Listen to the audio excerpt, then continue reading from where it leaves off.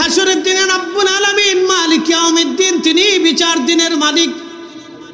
প্রিয় নবীজি বলেন, আমার উম্মতেরা তোমরা শুনে নাও, তিনটা জায়গা মা সন্তান ভুলে যাবে, সন্তান মাকে ভুলে যাবে, বাবা সন্তান ভুলে যাবে, স্বামী স্ত্রী ভুলবে, স্ত্রী স্বামী ভুলে যাবে, কেউ কারো কথা মনে রাখবে না।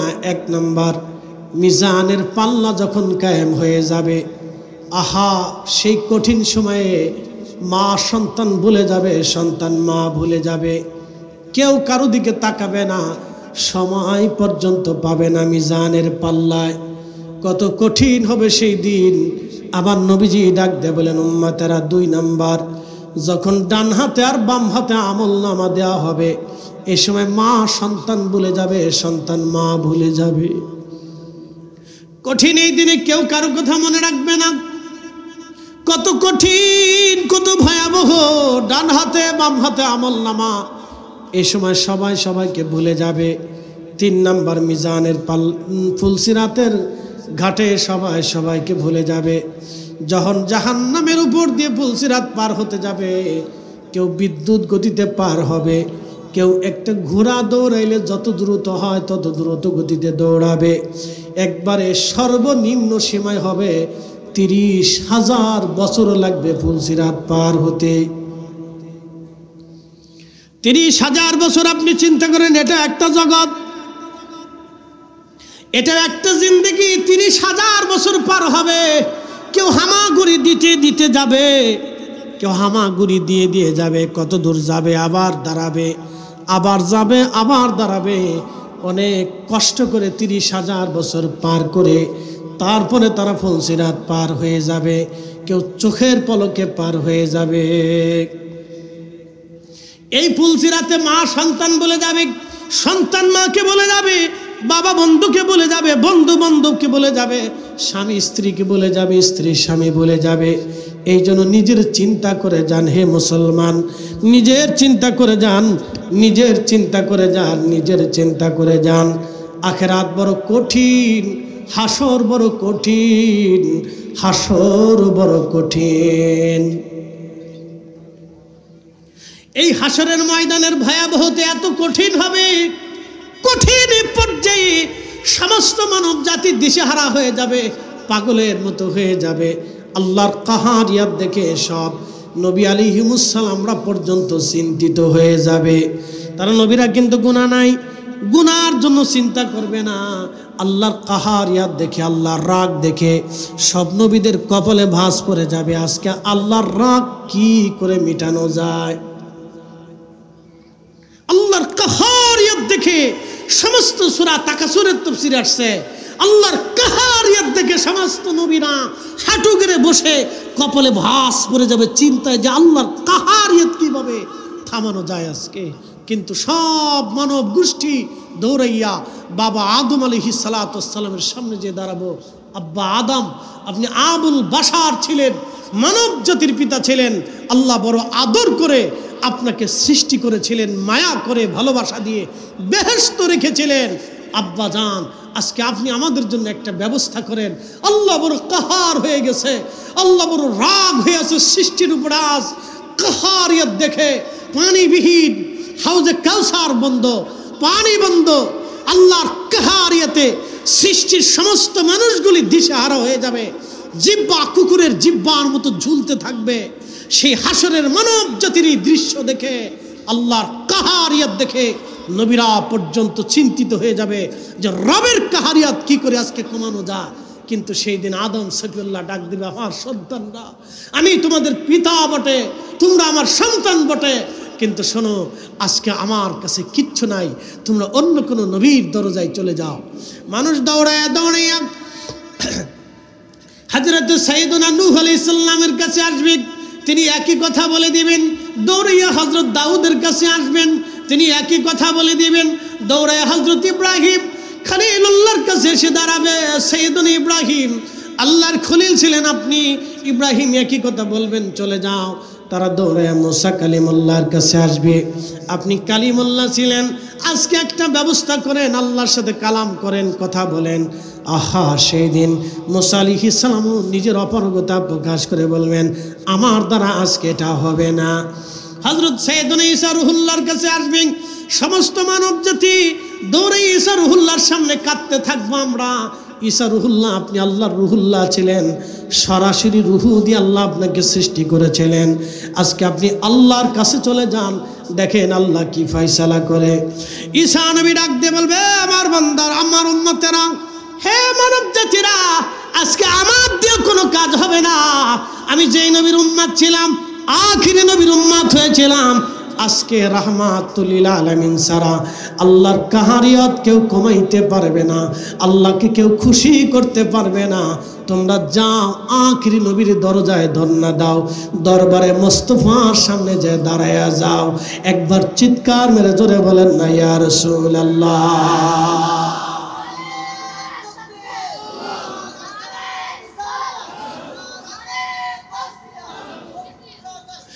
শ্রেষ্ঠ নবী দিলাম রে তরিয়ে নিতে রোজা হাসরে, ঠিক কি না?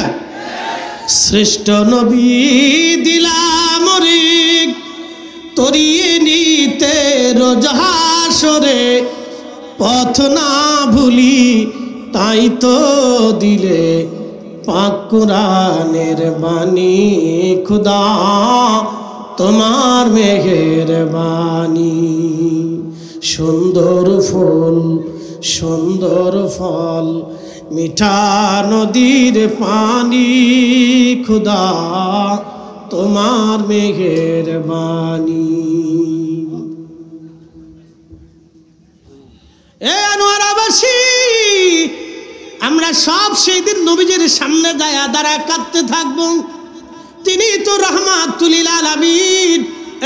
তোমরা যারা আজকে আমার রসুলের শান নিয়ে সিনিমিনি খেলো, তোমরা যারা রসুলের আব্বা আম্মাকে কাফের বলে ফতোয়া দাও, তোমরা যারা রসুলকে নিজের মতো মনে করে থাকো, তোমরা যারা রাহমাতুল লিল আলামিনের শাফায়াতকে ইনকার করো, তোমরা যারা আল্লাহ রসুলের শান মানকে ছোট করে বর্ণনা করো, তোমরা যারা আজকে নবীর শান খুঁজে পাও না, সেই দিন তোমরাই বস্ত্রহীন হয়ে চোখে পানি নি আমার রসুলের দরজায় তোমরাই সেই দিন ধন্না দিবা, ধন্না দিবা, ধন্না দিবা। গতি থাকবে না, উপায় থাকবে না, রসুলের কদম ছাড়া উম্মতের কোনো জায়গা হবে না। কথা বলেন ঠিক না বেঠে?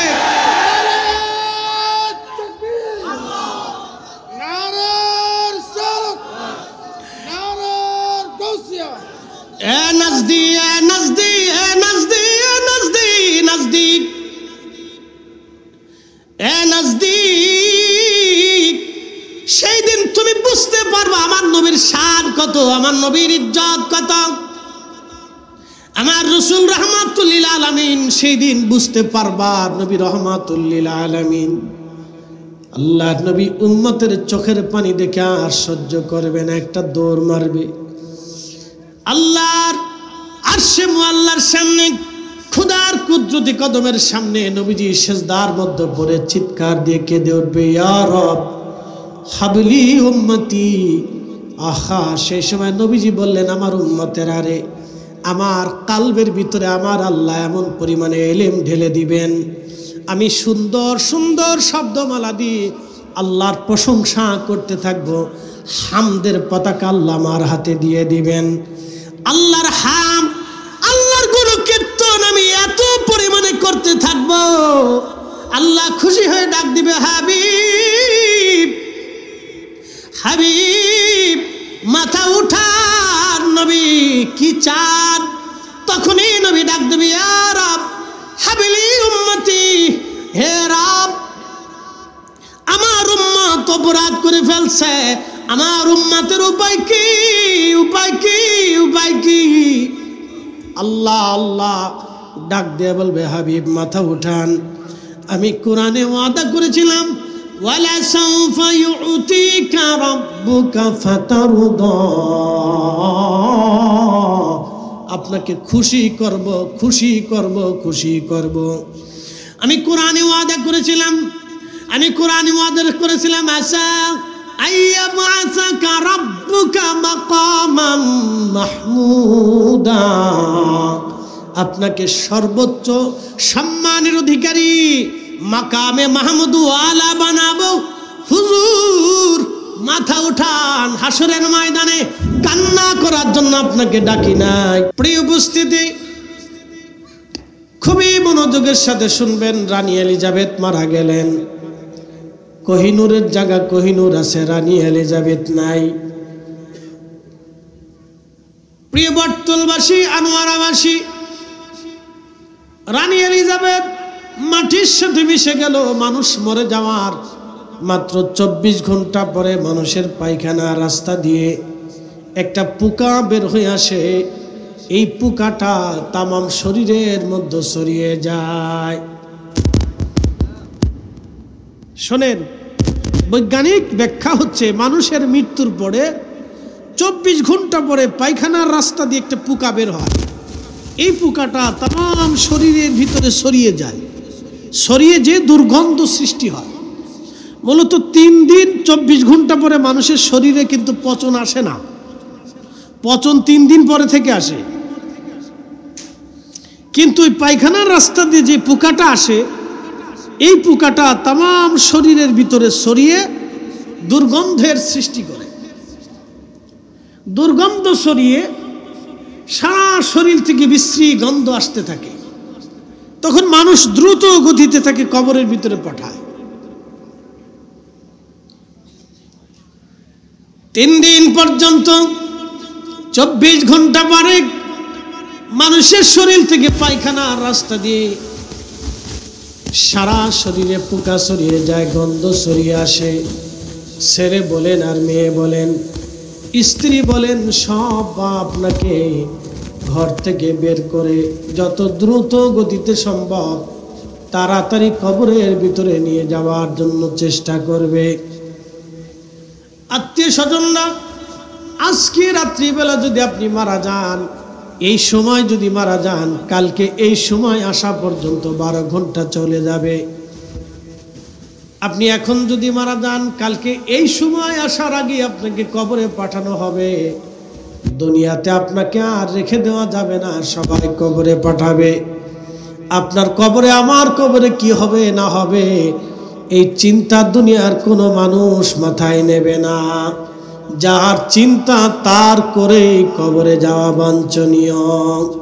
বুদ্ধিমান যারা, সে নিজের চিন্তা করে তারপরে কবরে যায়। যারা বোকা, সে নিজের চিন্তা না করে সন্তানের জন্য সুদ আর ঘুষ আর হারাম উপার্জন রেখে কবরে যায়। যে লোকটা বোকা, সেই লোকটা হারাম উপার্জন করে সম্পদ দুনিয়াতে সন্তানের জন্য রেখে তারপরে কবরে যাইয়া আল্লাহর আসামি হয়ে কবরে যায়। এর মতো বোকা পৃথিবীতে কেউ আছে বলে আমার জানা নাই। এর মতো বোকা পৃথিবীতে কেউ আছে বলে আমার জানা নেই, যে নিজের অনেক কষ্টের অর্থ হারাম উপার্জন করে সন্তানের জন্য দিয়ে তারপরে কবরে চলে যায়। আনোয়ারাবাসী, ভালো করে শুনে যাবেন। রব্বুল আলামিন বান্দা যখন মৃত্যুবরণ করে, মৃত্যুবরণ করার পরে কবরে নেওয়ার জন্য সবাই দ্রুত গতিতে আয়োজন হয়ে যায়। কাফনের কাপড়ের ব্যবস্থা হয়, আতর গোলাপের ব্যবস্থা হয়ে যায় এবং তার গোসলেরও ফায়সালা হয়। কোন জায়গা কবর দেওয়া হবে সেটাও ফায়সালা হয়ে যায়। গোরস্থানে অথবা আমতলায়, জামতলায়, বাঁশঝাড়ে, যে কোনো স্থানে আপনাকে কবর দেওয়ার জন্য সবাই প্রস্তুত। কিন্তু কবরের ভিতরে কি হবে সেই জন্য কারো চিন্তা আসে না। স্ত্রীকে দেখে বলবে, আহা, স্বামী যদি বেঁচে থাকতো তাহলে আমার কোনো চিন্তা ছিল না, এখন এই বাচ্চা কাচ্চা নিয়ে আমার জীবন কেমনে চলবে। দেখবেন যৌবনকালে যত স্বামী মারা যায়, সব স্ত্রীদের একই চিন্তা, আমার কি হবে। খুঁজে দেখেন, যৌবনকালে যত স্বামী মারা যায়, সব স্ত্রীরা একই চিন্তা করে, আমার কি হবে, আমি এই বাচ্চা কাচ্চা নিয়ে কেমনে চলবো। সবার একই চিন্তা, আমার কি হবে। কিন্তু স্বামীর কবরে কি হবে? কোন স্ত্রী বলে না আমার স্বামী কবরে কি হবে। কোন স্ত্রী বলে না আমার স্বামী ঋণ করে কবরে চলে গেছে, আপনারা আমার স্বামীর ঋণ মিটিয়ে দেন। কোন স্ত্রী বলবে না আমার স্বামী ঋণ করে কবরে চলে গেছে, আমার স্বামীর ঋণ আপনারা মওকুফ করার ব্যবস্থা করে দেন। আমার স্বামীটারে ঋণ দিয়ে কবরে পাঠান না, তাহলে আমার স্বামী কবরে কোনো প্রশ্নের জবাব দিতে পারবে না। কোন স্ত্রী বলে না, না না কোন স্ত্রী বলে না। বাবা মরে গেছে, সন্তান কখনো বলে না আমার বাবার ঋণ আছে। অগ্রামবাসী আমার বাবার ঋণ আছে, ঋণ মওকুফ করে আমার বাবারে কবরে পাঠান। বাংলাদেশের ধারার ভিতরে এটা নাই, কোন সন্তান বাবার ঋণ মওকুফ করে কবরে পাঠায় না, নেই, বাংলাদেশের ধারার ভিতরে নেই। কোন কবরে জানাজাতে আমি দেখি নেই যে সন্তান বলতেছে আমার বাবা এত এত টাকার ঋণ আছে, অমুক অমুক পাবে, আমার বাবার ঋণ মওকুফ করে তারপরে কবরে পাঠাবো, কেউ বলে না, নাই। এমন হয়েছে যে বাবার লাশ রাইখা ছেলেরা বাড়ি ভরা জমি জমা ভাগ করছে, আগে ভাগ করে নি তারপরে বাপরে কবরে পাঠাবো। গত কয়েক বছর আগে এক খবরে দেখলাম দুই ভাই 24 ঘন্টা পর্যন্ত বাবার কবর না দিয়ে লাশ ঘরের মধ্যে রেখে দিয়েছে। সম্পদ ভাগাভাগি করবে, লোকটা ব্যাংকার ছিল, ব্যাংকে চাকরি করত, ছেলেদের জন্য বাড়ি গাড়ি করেছে, কিন্তু ছেলেরা বাবাকে কবর দেওয়ার আগে জমি জমা ভাগাভাগি নিয়ে ব্যস্ত। কি বুঝলেন? আনোয়ারাবাসী কোন সন্তান একটু চিন্তা করে না বাবার ঋণ আমি কেমনে মাফ করাবো। যার কাছে ঋণ আছে তাকে ডেকে বলে না ভাইজান আপনি আমার আব্বার ঋণ মাফ করে দেন, অথবা কত টাকা ঋণ আছে আপনি কেমনে নিবেন বুঝায় নেন, আমার আব্বারে ঋণ দিয়ে কবরে দিব না। নবীজি বলতেন আমার উম্মতের আরে তোমরা আমার উম্মতদেরকে ঋণ দিয়ে কবরে দিও না, কারণ আপনি নামাজ পড়েন নাই আল্লাহ মাফ করে দিবে ওয়াদা আছে, আপনি হজ করেন নাই আল্লাহ মাফ করে দিবে ওয়াদা আছে, আপনি হালাল হারাম বেশি চলেন নাই, আল্লাহর বৈধ অবৈধ জিনিস আপনি মানেন নাই, জেনা করে ফেলছেন আল্লাহ ক্ষমা করার ওয়াদা আছে। কিন্তু অন্যের হক মেরে দিয়ে যদি কবরে চলে যান তাহলে বান্দা মাফ না করা পর্যন্ত আমার রব আমার আল্লাহ নিজেও মাফ করবে না। শুনে যান, ভালো করে শুনে যান। এই জন্য বাপ মরে যাওয়ার আগে, বাপ মারার পরে আগে বাবার ঋণ কি আছে এটা মওকুফ করাবেন, আগে বাবার ঋণ মওকুফ করাবেন যে ঋণ কত আছে বুঝাইয়া বাবাকে একবারে দুনিয়ার থেকে মুক্ত করাবো, দুনিয়ার থেকে মুক্ত করাবো। এই জন্য আমরা অনেক সময় জানাজার নামাজের আগে মরহুমের সন্তানদেরকে ডাক দিয়ে বলে আপনি বলেন আপনার আব্বাকে সবাই মাফ করে দিল কিনা।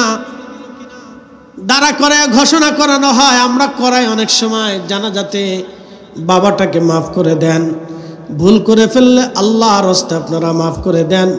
মৃত মানুষের সাথে দুনিয়ার মানুষের আর কোনো শত্রুতা থাকে না। মানুষ মরে যাওয়ার পরে কোনো শত্রুতা থাকে না। নবী বলেছেন উম্মত একজন মানুষ মরে যাওয়ার পরে সে আল্লাহর জিম্মায় চলে যায়, তার ফয়সালা আল্লাহর হাতে, দুনিয়ার কোনো মানুষের কাছে আর কোনো ফয়সালা নাই। মানুষ মারা যাওয়ার পরে তার লাশের উপরে আঘাত করা যাবে না, তার কবরও আর আঘাত করা যাবে না, তার লাশকে বিকৃত করা যাবে না। এমনকি যুদ্ধ করার পরেও কোন কাফির সৈন্য মরে যাওয়ার পরেও নবীজি কোন কাফির সৈন্যদের লাশ জ্বালিয়ে দেন নাই, পুড়িয়ে দেন নাই, বিকৃত করেন নাই, লাশের হাত পা গুলি কর্তন করেন নাই, কেটে ফেলে দেন নাই। আল্লাহু আকবার। নবীজি কত উত্তম চরিত্র আমাদেরকে শিক্ষা দিয়ে গেলেন। অথচ আমরা বাংলাদেশে কি দেখলাম, মরা মানুষ কবর থেকে উঠাইয়া এ জাতি আগুন দিয়ে পোড়ানো যারা শিক্ষা দিল এবং যারা শিখলো আগামীর ভবিষ্যৎ আমাদের অন্ধকার। এইভাবে উগ্রতা যদি ছড়িয়ে দেওয়া হয় তাহলে আমরা কেউ নিরাপদ না। কথা বলেন ঠিক কিনা? কেউ নিরাপদ না। এইভাবে যদি উগ্রতা বাড়ে তাহলে সুদানের মতো হবে। মনে রাখবেন, সুদানের মতো হবে, যে এক মুসলিম আর এক মুসলিমকে পাখির মতো গুলি করে মারতেছে, এক মুসলিম আর এক মুসলিমের বাচ্চাকে গুলি করে মারতেছে। ছি, এর চাইতে নিকৃষ্ট কি হতে পারে? যে এক মুসলমান আর এক মুসলমানের সন্তান ছোট্ট নিষ্পাপ বাচ্চাকে গুলি করে মেরে ফেলে দিচ্ছে। কত উগ্রতা হলে, কত নিকৃষ্ট মতের অধিকারী হলে, কতটা বেহাইয়া হলে, কতটা এ জাতি নিকৃষ্ট হলে যে এক মুসলিম আর এক মুসলিমের সন্তানকে গুলি করে মারে। বুঝবেন, ভাববেন যে কতটা উগ্রতা তাদেরকে শিক্ষা দেওয়া হয়েছে। এইভাবে যদি চলতে থাকে আগামীর বাংলাদেশ অন্ধকারে নিমজ্জিত হবে। মুসলমান ভালো করে শুনে যাবেন, নবীজির সবচাইতে কঠিন শত্রু ছিল আবু জাহেল, আবু লাহাব, উতবা, সাইবা, মুগীরা। বদরের যুদ্ধে সব কয়জনই মারা গেল। আল্লাহর নবী কারো আগুন দিয়ে পোড়াইলেন না, কারো দেহ কাটলেন না, হাত পা কর্তন করলেন না, কারো লাশ দড়ি দিয়ে বেঁধে নবীজি টানা হেঁচড়া করলেন না। কাফেরদের 70 জন কাফেরদের লাশ নবীজি, বদরে একটা কুয়া ছিল, কুয়ার মধ্যে নবীজি ফেলে দিলেন। কুয়ার পাশে দাঁড়ায় নবী বলতে লাগলেন, হে আবু জাহেল, হে উতবা, হে সাইবা, এ মুগীরা, তোমাদের কাছে কি আমি সত্যের দাওয়াত ঠিক মতো পৌঁছাই নাই? এখন তো তোমরা চলে গেলা, আল্লাহর জিম্মায় চলে গেছো, তোমরা এখন বুঝো তো, দেখো আমি সত্য বলেছিলাম কিনা। হযরত ওমর রাদিয়াল্লাহু আনহু পাশে দাঁড়িয়েছিলেন। হযরত ওমর বলতেছিলেন, ইয়া রাসূলুল্লাহ, ওরা তো মরে গেছে, মরার পরে কি একজন মানুষ শুনে কিনা? নবীজি জবাব দিলেন, ওমর তুমি জানো না, তোমরা যেইভাবে আমার কথা শোনো, তোমরা যেইভাবে আমার কথা বুঝতেছো, তার চাইতে বেশি পরিমাণে তারা আমাকে দেখতেছে এবং আমার কথা শুনতেছে। তারা আল্লাহর জিম্মায় চলে গেছে, ওরা দেখতেছে আমি নবী সঠিক, আমি আল্লাহর রাসূল, আমি ওদের কাছে কালেমার দাওয়াত এত পরিমাণে দিয়েছি, ওরা কালেমার দাওয়াত তো মানেই নাই, বরং আমার সাথে দুশমনি করেছে।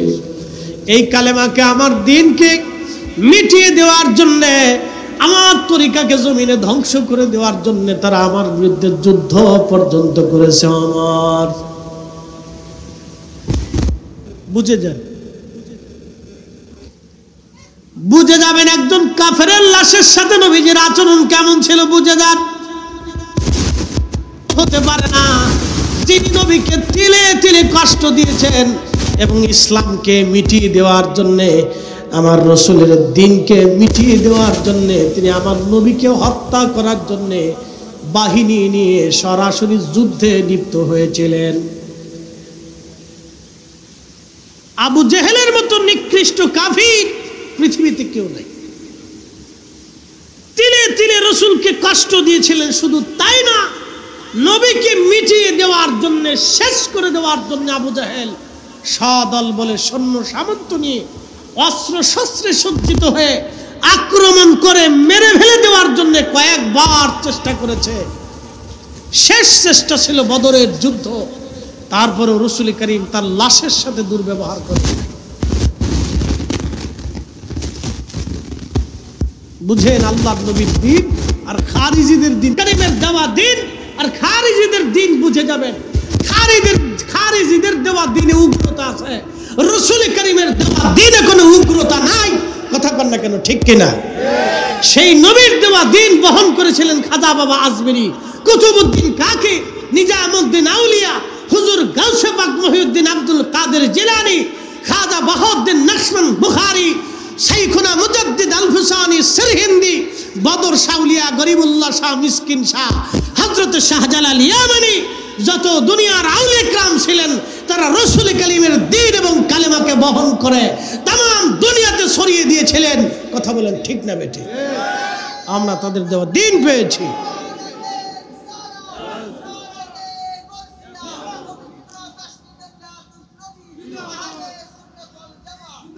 খুব মনোযোগ দিবেন উপস্থিতি। ভালো করে শুনে যাবেন। কবরের জিন্দেগি আমার আপনার জন্য। প্রিয় নবীজি বলেন, আমার উম্মতেরা, তুমি যেটা খাও এটা তোমার, তুমি যেটা পরনে পরো এটা তোমার, তুমি যেটা আল্লাহর পথে দান করো এটা তোমার, তুমি যেটা খাও এটা তোমার, তুমি যেটা আল্লাহর পথে দান করো এটা তোমার, তুমি যেটা পরনে পরো এটাও তোমার, বাদ বাকি দুনিয়াতে যা রেখে যাবা এটা আর তোমার না। এই সম্পদের মধ্যে তোমার আর কিচ্ছু নাই, সব ওয়ারিশরা ভাগাভাগি করে নেবে। প্রিয় উপস্থিতি, কবরের জিন্দেগি বড় কঠিন। কবরে নিয়ে যাওয়া হবে, আল্লাহু আকবার। কবরে নিয়ে যাওয়ার পরে দুইজন মানুষ কবরের ভিতরে নামবে, আপনাকে রেখে দিয়ে চলে আসবে। আহা, যখন রেখে দিয়ে চলে আসবে, শেষ ব্যক্তিটা যিনি কবর থেকে একেবারে সবার পরে আসবে, তিনি আসার 40 কদম পার হওয়ার পরে মুনকার নেকির কবরে আসবে প্রশ্ন করার জন্য। আল্লাহর নবী বলেন, আমার উম্মতেরা, তোমরা তোমাদের ভাইকে কবরে পৌঁছানোর পরে ইস্তাগফিরু লিআখিকুম, তোমরা তোমার ভাইয়ের জন্য ইস্তিগফার করতে থাকো, দোয়া করতে থাকো। সাহাবীরা বলেন, ইয়া রাসূলুল্লাহ, কেন, কি জন্য দোয়া করব? বলে, কিছু সময় পরে মুনকার নেকির আসবে প্রশ্ন করার জন্যে, তোমার ভাইয়ের প্রশ্নের জবাব যেন সহজ হয়, সেই জন্য তুমি তোমার ভাইয়ের কবরের পাশে দাঁড়ায়া দোয়া করতে থাকো। কত সময় দোয়া করবে? একটা উট কুরবানি করার পরে ওই উট গোশত সিলাইয়া, চামড়া সিলাইয়া, গোশত বানাইয়া মানুষের মাঝে বন্টন করে দিতে যত সময় লাগে, তোমার ভাইকে তুমি কবরের পাশে দাঁড়াইয়া, তোমার ভাইয়ের কবরের পাশে দাঁড়াইয়া তুমি তত সময় পর্যন্ত তার জন্য দোয়া করো, কোরআন থেকে তেলাওয়াত করো, তার কবরের ভিতরে তুমি তালকিন দিতে থাকো। কবরের পাশে দাঁড়াইয়া দাঁড়াইয়া উচ্চ স্বরে তুমি কোরআন তেলাওয়াত করো। এ আনোয়ারাবাসী, কবরে নামানোর পরে সবাই চলে আসবে, কেউ দাঁড়াবে না। আল্লাহু আকবার, সব চলে আসবে। কিছু সময় সন্তান কবরের পাশে দাঁড়ায় কাঁদবে, কিন্তু সন্তান কেন কাঁদে জানেননি? সন্তান কিন্তু বাবার জন্য কাঁদে না, সন্তান কাঁদে নিজের চিন্তায়, বাবা মরে গেছে, যদি বাবা থাকতো তাহলে আমাদের পেরেশানি কম হতো, আজকে বাবা নাই, পেরেশানি বেড়ে গেল, এই জন্য সন্তান কাঁদে। অধিক সন্তান এই চিন্তায় কাঁদে, ঘর থেকে স্ত্রী কাঁদে এই জন্য, বোন কাঁদে, ভাইটা ছিল আমার, দেখাশোনা করতো, ভাইটা মরে গেল, এখন তো আমার আর রক্তের বাঁধন কেউ নাই। ভাই যতদিন ছিল ভাইয়ের বাড়ি আমার আদর ছিল, ভাই চলে গেছে, ভাইস্তারা আমাকে ঠিক মতো ফুফুরে বসতে দিবে কিনা, খাইতে দিবে কিনা, দেখভাল করবে কিনা, সবাই কাঁদে। কিন্তু কবরে কি হবে সেই জন্য কেউ কাঁদে না। প্রশ্নের জবাব দিতে পারবেন কিনা কেউ কাঁদে না, খুব কম মানুষই কাঁদে। শুধু ইমাম সাহেব হুজুর দোয়া করার সময় হয়তো দোয়া করে, রব্বি আমার মুসল্লিরে কবরে দিয়ে গেলাম, প্রশ্নের জবাব আসবে, আল্লাহ তার জবাবটাকে সহজ করে দিই। ইমাম সাহেবটা দাঁড়ায় এই সময় দোয়াটুকুন করে যে, আল্লাহ আমার মুসল্লির কবরে দিয়ে গেলাম, আল্লাহ এখন তোমার জিম্মায় চলে গেছে, প্রশ্নের জবাব আসতেছে, আল্লাহ সামনে আমরা চলে যাওয়ার পরেই প্রশ্ন আসবে, আল্লাহ তার কবরের জিন্দিগিটা তুমি সহজ করে দাও, জবাবটা তুমি সহজ করে দাও, তুমি রব তার জবাব দিয়ে দাও। আগে যারা কান্দে, বন্ধু কান্নাকাটি করে ওই মানকে শিবে দাঁড়ায় কদ্দুর বিড়ি বিড়ি টাইনে চাটা খেয়ে গেছে, যাহা দোস্ত ভালো ছিল না, মরে গেছে, শেষ। 3 দিন পর আর খোঁজই নেই না, ও ছাতা দেখতে দেখতে আমরাই পর্যন্ত হয়েছি, 40 বছর পার করছি, দেখে দেখে পার করছি। কবর দিয়ে সেই রে ওই বহু দূরে যাইয়া বিড়ি একটা ধরায়, বহু সময় বিড়ি টানতে পারি না, একটু টান দিয়ে, খুব টেনশন মাথায়, তো বিড়ি 2টা টাইনে টেনশন শেষ করে ফেলবে, ওর আর মরার চিন্তা নেই, শেষ। তো দুনিয়া। আনোয়ারাবাসী ভালো করে শুনে যাবেন, আত্মীয় স্বজনরাও চলে যাবে, মায়া ভুলে যাবে তারা, আত্মীয় স্বজনও চলে যাবে, তারাও মায়া ভুলে যাবে, নাতি নাতকুর পায়া, সন্তান পায়া আপনারাও তারা ভুলে যাবে। ইংরেজিতে একটা প্রবাদ আছে, out of sight out of mind. মানুষ চোখের আড়াল হলে মনের আড়াল হয়ে যায়, চোখের আড়াল হলে মনের আড়াল হয়ে যায়, সব আপনাকে ভুলে গেল। কবরে আপনি একা, কেমন করে নেকির আপনার কবরে দাঁড়িয়ে গেল। মুনকার নেকির যখন কবরে দাঁড়াবে, সে জিজ্ঞাসা করবে মার রাব্বুকা, বলো তোমার রব কে। দুনিয়ার ভিতরে আপনি রবের বিধান অনুযায়ী চলেন নাই, আল্লাহর আইন অনুযায়ী দুনিয়াতে জীবন যাপন করেন নাই। হুকুম ছিল নামাজ পড়ার, আপনি নামাজ পড়েন নাই। হুকুম ছিল হালাল হারাম বেঁচে চলার, আপনি জীবনে হালাল হারাম বাঁচেন নাই। জবাব দিবেন কি?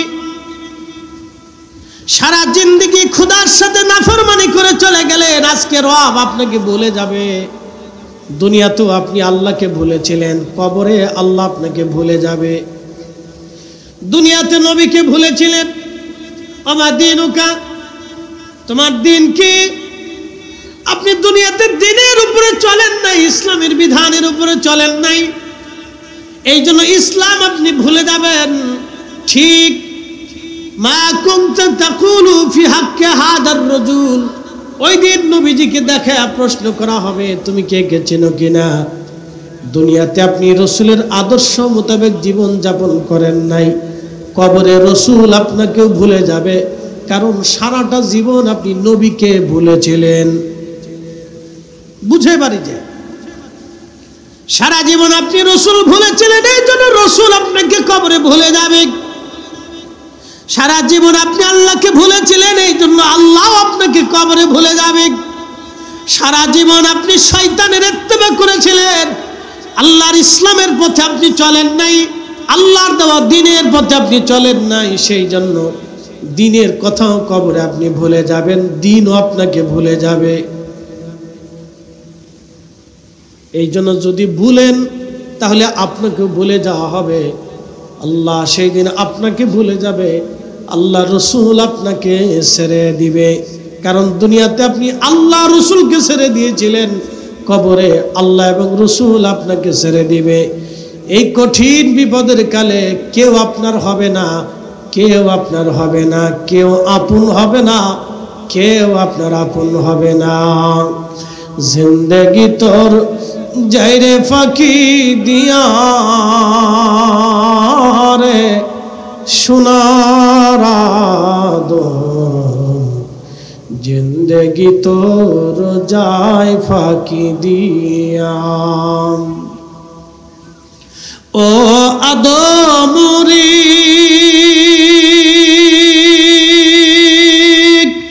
কামিনীর ওই কোলেতে কাল ঘুমেতে রইলি তুই, সারা নিশি কাটাইলি তুই ঘুমাইয়া ঘুমাইয়া রে সোনার আদম, জিন্দেগি তোর যায় ফাঁকি দিয়া। জিন্দেগি তোর যাই রে ফাঁকি দিয়া রে সোনার আদম, জিন্দেগি তোর যায় ফাঁকি দিয়া। সালাতুন ইয়া রাসূলুল্লাহ আলাইকুম, সালামুন ইয়া হাবিবাল্লাহ আলাইকুম, সালাতুন ইয়া রাসূলুল্লাহ আলাইকুম, সালামুন ইয়া হাবিবাল্লাহ আলাইকুম।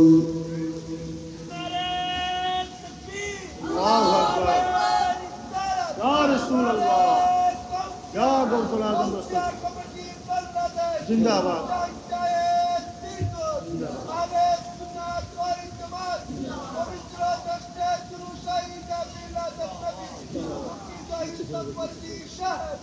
আর কোশ নেই, একটু কমায় কর, শুরু করলে শেষ করতে চাই না। একসাথে বলি না মারহাবা। মুসলমান ভালো করে শুনে যাবেন। কষ্ট হচ্ছে না আপনাদের? অসুবিধা লাগে? আনোয়ারাবাসী ভালো করে শুনে যাবেন। বৃষ্টি নামতেছে, বৃষ্টি, এই বৃষ্টির ভিতরে আপনার কবর হয়ে যাবে। কি হবে না? বৃষ্টির ভিতরে কবরে পানি আসবে, শুকনা বিছানা, দামি খাট ছাড়া, সুন্দর বিছানা ছাড়া আপনি ঘুমান নাই, কিন্তু কবরে কোনো বিছানা নাই, বিছানা হলো মাটির, ঘরও হয়ে গেল মাটির ঘর। বাংলাদেশের সবচেয়ে বড় ধনী 1 লক্ষ কোটি টাকার মালিকও যদি কবরে চলে যায়, তার জন্য মাত্র 3.5 হাত জমিন বরাদ্দ হবে। আর ব্যাংকে 80,000 কোটি টাকা রেখেও যদি কবরে যায়, তার জন্য মাত্র 3টা কাফনের কাপড় বরাদ্দ হবে, বেশিও হবে না, কমও হবে না। আমার দেশের সবচেয়ে দরিদ্র ব্যক্তি যিনি, সরকারি কাগজে যার নামে 1 শতাংশ জমি পর্যন্ত নাই, তার জন্য বরাদ্দ হবে 3.5 হাত জমিন। তার কাফনের কাপড়টাও হবে মাত্র 3.5 টুকরা, মাত্র, বেশিও হবে না, কমও হবে না। নারীদের জন্য হবে 5 টুকরা, পুরুষের জন্য হবে 3 টুকরা। ও আনোয়ারাবাসী, কোটি কোটি টাকা ব্যাংকে থাকবে, কিন্তু কাফনের কাপড় মাত্র 3। হাজার হাজার বিঘা সম্পত্তির মালিক, কিন্তু জমিন বরাদ্দ মাত্র 3.5 হাত। 1 ইঞ্চি বেশিও হবে না, কমও হবে না। আমার জন্য যেই মাটি, আপনার জন্য একই মাটি। আমার জন্য যেই মাটি, বাংলাদেশের প্রধানমন্ত্রীর জন্য সেই মাটি। আমার জন্য যেই মাটি, সৌদির প্রিন্সের জন্য সেই মাটি। আমার জন্য যেই মাটি, সৌদি আরবের বাদশার জন্য একই মাটি। আমার জন্য যেই মাটি, কাবা শরীফের ইমাম সাহেবের জন্য একই মাটি। ইস, আমার জন্য যেই কাপড়, হারামের ইমামের জন্য একই কাপড়। সৌদির রাজপ্রাসাদ বাদশার জন্য একই কাপড়। আমার জন্য যেই কবর, ব্রুনাইয়ের প্রেসিডেন্ট, ব্রুনাইয়ের রাজা যিনি, ব্রুনাইয়ের রাজা, শুনে যান, আপনারা তো অনেকে জানেন না, ব্রুনাই একটা মুসলিম দেশ। মালয়েশিয়ার পাশে একটা মুসলিম দেশের নাম ব্রুনাই। স্বর্ণ এবং তৈলের খনি দিয়ে পুরা দেশটা ভরা, এত পরিমাণে তারা ধনী। ব্রুনাইয়ের যিনি রাজা আছেন, শুনলে আশ্চর্য হবেন, তার নিজের তৈরি করে একটা স্বর্ণের প্লেন আছে। এই প্লেনের ভিতরে স্বর্ণ দিয়ে বাথরুম করা। নিজের যে বেডরুম আছে সেটাও স্বর্ণ দিয়ে বানানো। তার যে বাথরুমটা আছে সেটাও স্বর্ণ দিয়ে বানানো। ব্রুনাইয়ের যে রাজা, তার বাথরুমটাও স্বর্ণ দিয়ে বানানো, তার বেডরুম খাটও স্বর্ণ দিয়ে বানানো। কি ভাবতেছে? স্বর্ণ দিয়ে বানানো হোক আর রূপা দিয়ে বানানো হোক, জহরত আর মণিমুক্তা দিয়ে বানানো হোক, 3.5 হাত কবরের উপরে 1 ইঞ্চি বেশি পাবে না। কি কথা কর না কেন, ঠিক কিনা? যদি এতটুকুন বুঝেন, কবরের দেওয়ার মধ্যে কোনো বৈষম্য নাই, কবরের কাফনের কাপড়ের মধ্যে কোনো বৈষম্য নাই, খোদার ঘর মসজিদের মধ্যে কোনো বৈষম্য নাই। আল্লাহর ঘর মসজিদের ভিতরে সবাই সমান। রাজা যেই কাতারে, ভিখারি সেই কাতারে, ভিখারি যেই কাতারে, রাজা সেই কাতারে, সেনাপ্রধান যেই কাতারে, একেবারে সাধারণ সৈনিক সেই কাতারে, একজন মহাবড় আলেম যেই কাতারে, একজন মূর্খ মানুষও সেই কাতারে। এটার নাম আল্লাহর ঘর মসজিদ, যেখানে কোনো বৈষম্য চলে না। একবার জোরে বলা যাবে কি আল্লাহু আকবার? আল্লাহর ঘর মসজিদে কোনো বৈষম্য নাই।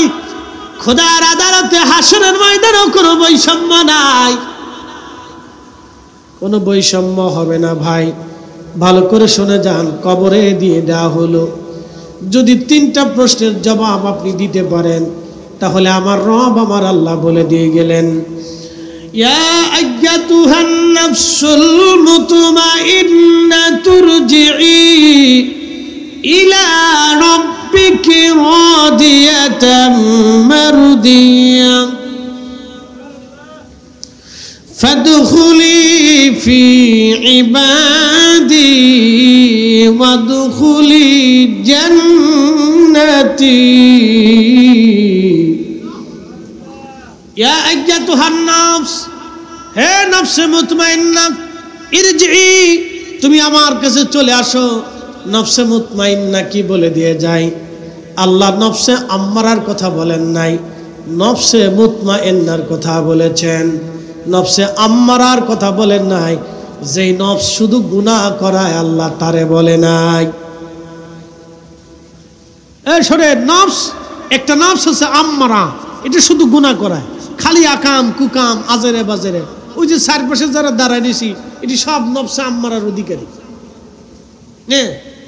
এদেরকে শয়তান ভিতরে বসতেই দিতেছে না। ও চারপাশে দাঁড়ায় থাকবে তো ভিতরে আসবে না। এটা নফসে আম্মারার অধিকারী। নফসে মুতমাইন্না হচ্ছে, না না ভালো করে শোনেন, মন খারাপ করার কিছু নাই। কোরআন হাদিসের আলোচনা যা সত্য সেটা বলতে হবে। কি কথা ঠিক আছে কি না? তারে শয়তান ভিতরে ঢুকতেই দিচ্ছে না। ও চারপাশ দিয়ে খাড়াই থাকবে, দাঁড়াই থাকবে, বৃষ্টিতে ভিজবে তো সামিয়ানার নিচে আসবে না। শয়তান এমন ভাবে চাবি মারছে, বৃষ্টিতে ভিজবে কিন্তু ভিতরে ঢুকবে না। ফরিদ হিসাবের ওয়াজ যদি ভালো না লাগে তো দুনিয়াতে কার ওয়াজ ভালো লাগবে আমি জানি না। আমরাই যে আজকে 3 জন বক্তা এখানে আসছি, 3 জন বক্তা, একবারে সারা বাংলাদেশের বাছাই করা বক্তা আপনারা 3 জন এখানে নিয়ে আসছেন। যদি আমাদের ওয়াজ আপনাদের ভালো না লাগে তো দুনিয়াতে কার ওয়াজ যে ভালো লাগবে আমি জানি না। কার ওয়াজ যে ভালো লাগবে আমি জানি না। এই যে নফসে মুতমাইন্না আর নফসে আম্মারা, এই চারপাশ দিয়ে ঘুরতেছে, বাজারে লটপটি কিনতেছে, শটপটি কিনতেছে, ওই চারপাশ দিয়ে ঘুরতেছে। কিছু বুড়া মানুষ আছে দেখতেছে ঘুরতেছে।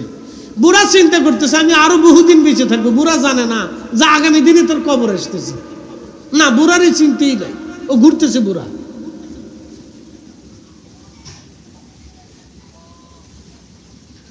শুনে যাবেন বাবাজি আমার, ভালো করে শুনে যান।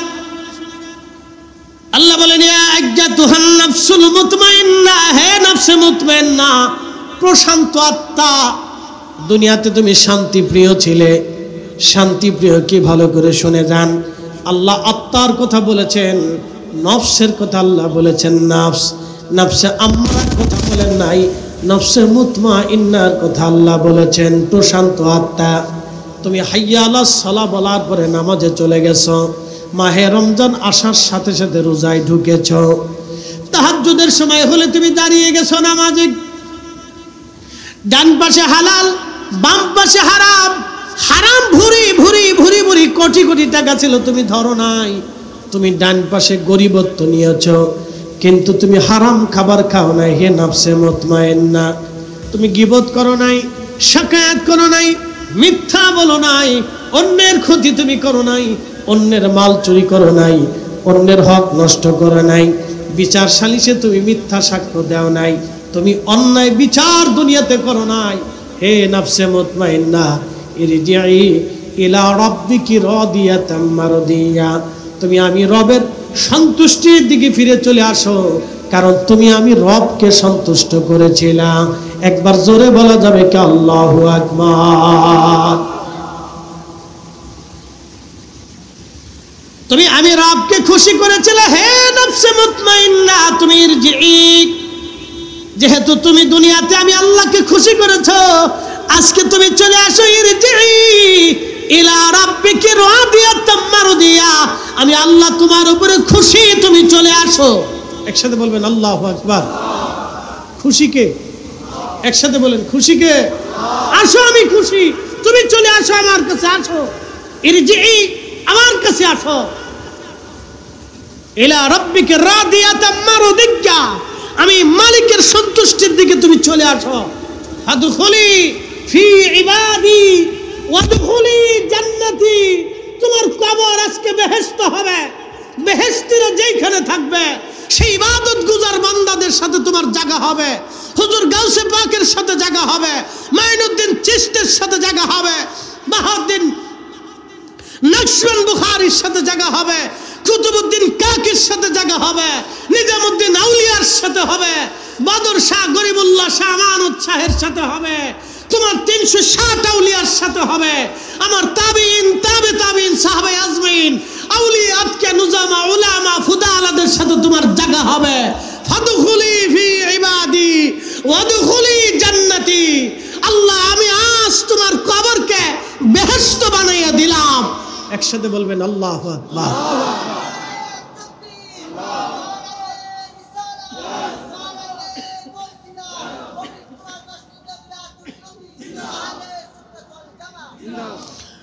আনোয়ারাবাসী ভালো করে শুনে যাবেন,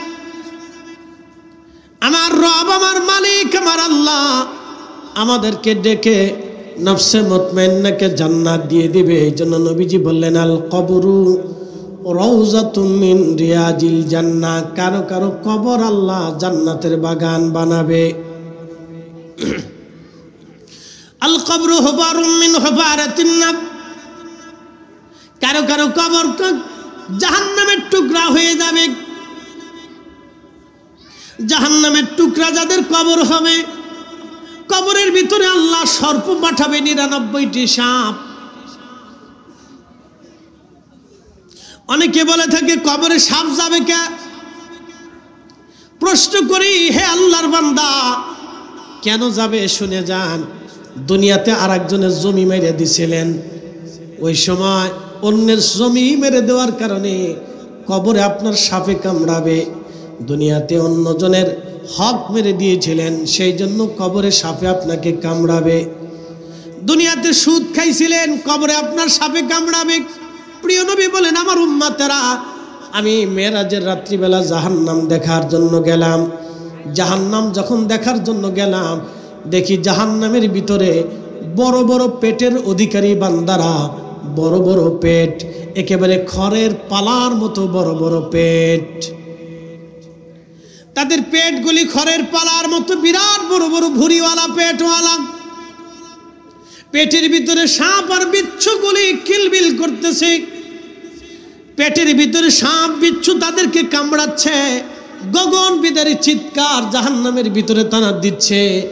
চিৎকারের আওয়াজ যদি দুনিয়াতে আসতো, তাহলে দুনিয়ার মানুষ স্টক করে মারা যাইতো। তাদের চিৎকারের আওয়াজ এত ভয়াবহ। সাহাবীরা রে, তোমরা শোনো, আমি জিব্রাইলকে বললাম, জিব্রাইল, এরা কারা? বলে, ইয়া রাসূলুল্লাহ, এরা দুনিয়াতে সুদের কারবারি করত, ঘুষের কারবারি করত, হারামের কারবারি করত। হারামের কারবারি করত। আমাদের দেশের ছোট ছোট বাচ্চা মেয়েরা হারিয়ে যায়। কোথায় যায়? এই মেয়েদেরকে কোথায় নিয়ে যাওয়া হয় জানেন? আমাদের দেশের বহু নারী মাঝে মধ্যে অপহরণ হয়। এই নারীদেরকে কোথায় বিক্রি করা হয় জানেন? বাংলাদেশের পতিতালয়গুলিতে বিক্রি করে দেওয়া হয়। জানেন এই সমাজ কত নিকৃষ্ট? আপনার গা শিহরে ওঠার মতো কথা। একটা নারী পতিতালয়ে বিক্রি হলো, এই আদালত কিছু করতে পারলো না, এই রাষ্ট্র তাকে নিরাপত্তা দিতে পারলো না, এই সমাজ তাকে নিরাপত্তা দিতে পারলো না। তাহলে আছে কি আমার দেশে? যে আপনার মেয়ে, আমার মেয়ের আগামীর দিনে নিরাপত্তা কি? যারা বিক্রি করলো তারা আইনের আওতায় আসলো না, লক্ষ লক্ষ টাকা বিক্রি করে দিল। যারা বিক্রি করলো তারা কারা? তারা এই দেশেরই নাগরিক, তারা এই সমাজের মানুষ। কি কথা কর না কেন? তারা এই দেশের নাগরিক, এই সমাজের মানুষ। তাদেরকে চিহ্নিত করা তো কোনো কঠিন কোনো কাজ না। প্রশাসন যারা আছে তাদের চিহ্নিত করা মাত্র সময়ের ব্যাপার, মাত্র সময়ের ব্যাপার। ওরা কারা? যে একজনের কলিজার টুকরা মেয়েটাকে ধরে নিয়ে পতিতালয়ে বিক্রি করলো।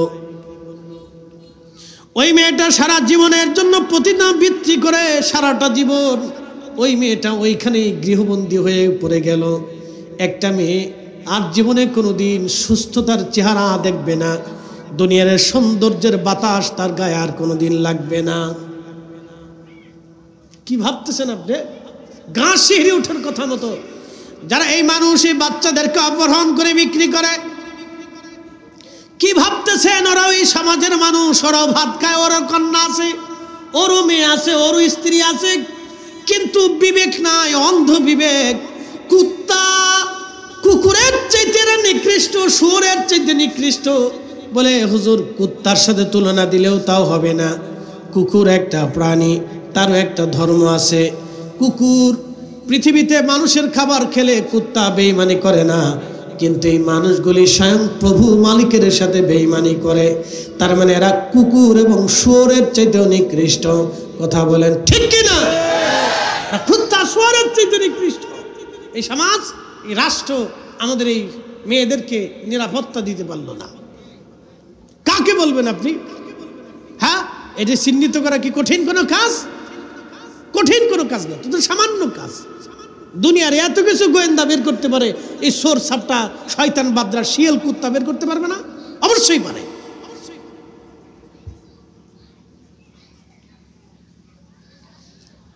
আনোয়ারাবাসী ভালো করে শুনে যাবেন, গভীরভাবে শুনে যাবেন। হাজিরিন, প্রিয় নবী ডাক দিলেন, আমি জাহান্নামের মধ্যে দেখলাম বিরাট বড় বড় পেটের অধিকারী সাপ আর বিচ্ছু তাদের পেটের মধ্যে চিৎকার মনে মনে গগন বিদারী আওয়াজ দিচ্ছে। জিজ্ঞেস করলাম, জিবরিল এরা কারা? জিবরিল বলেন, ইয়া রাসূলুল্লাহ, এরা দুনিয়াতে হারাম করছিল, হারাম করছিল, এরা হারাম খাইতো।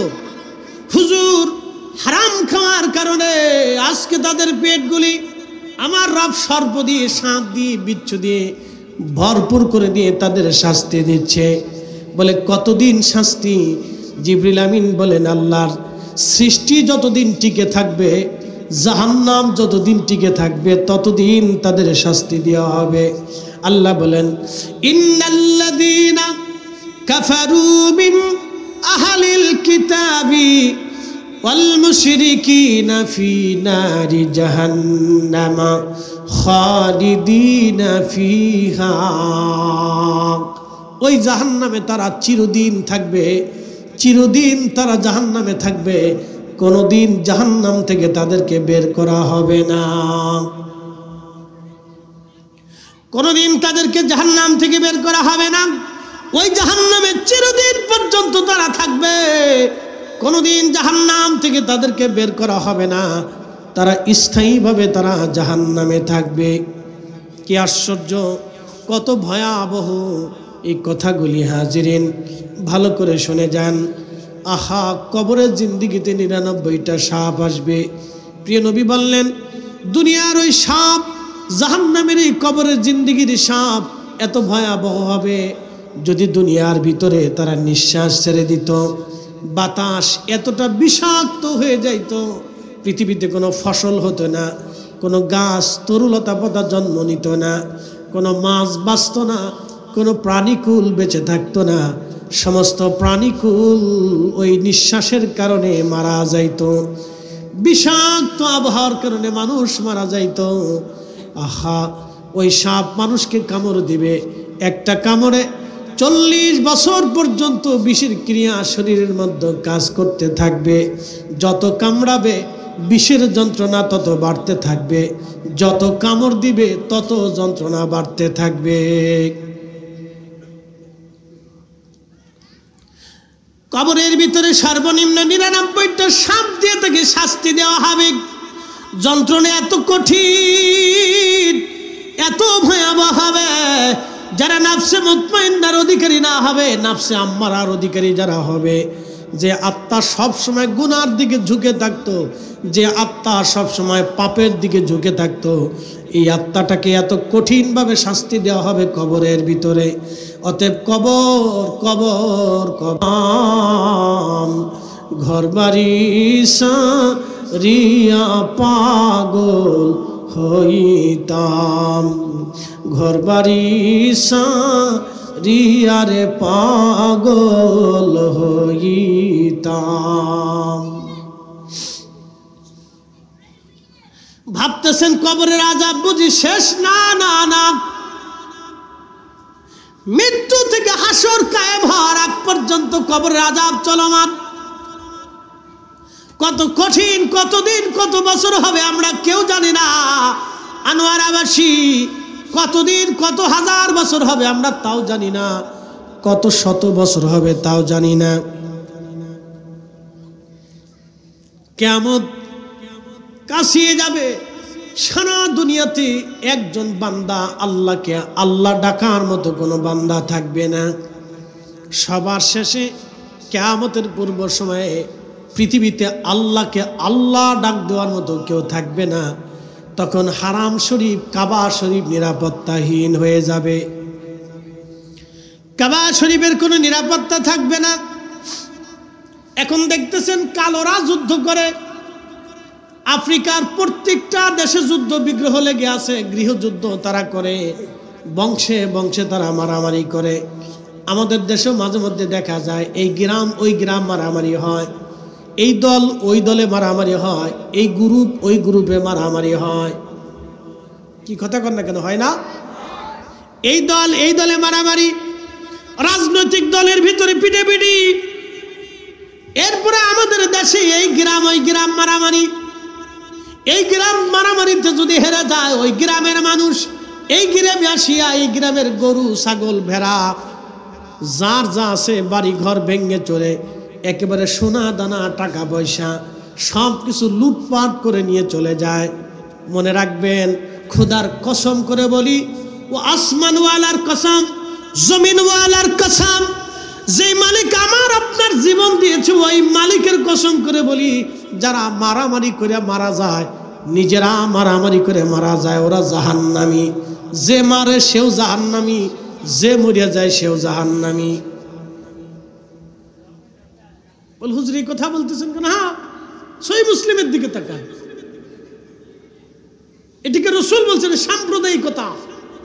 যে মারতে গেছে সেও দোষী, যে মারতে আসছে সে দোষী।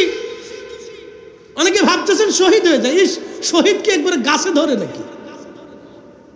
এটি কি গাছে পাওয়া যায়? নারকেল গাছে যে শহীদ ধরে, শয়তান কোথাকার। চট্টগ্রামের বিশ্ববিদ্যালয় এলাকায় মারামারি হলো, বাড়ি ঘরগুলি লুটপাট করে নিয়ে গেল। কয়দিন আগে ব্রাহ্মণবাড়িয়া মারামারি, বাড়ি ঘর লুটপাট হলো। কল্পনা করতে পারবেন? আপনি ভাবেন তো কোন দেশে বাস করি, এটা কতটা অসভ্যতা।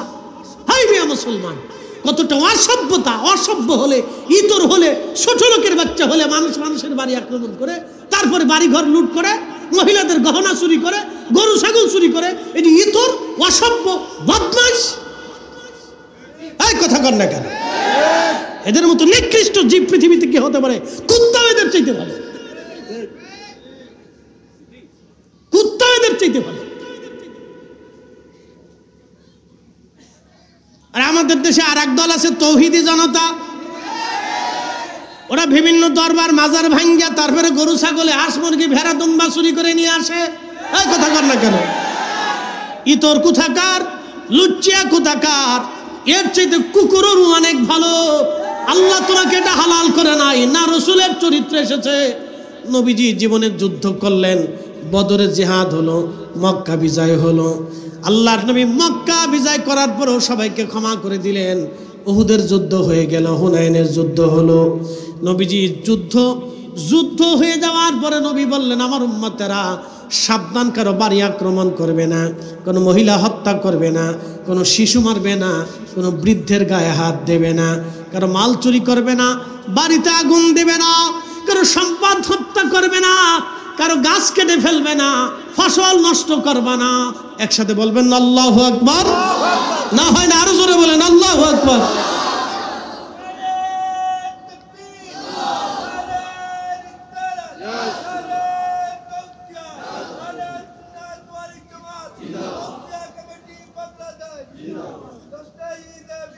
হয়েছে দুই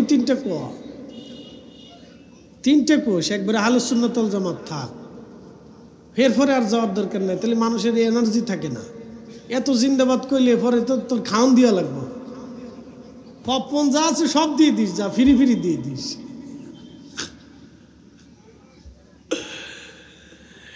একসাথে জোরে বলি না মারহাবা।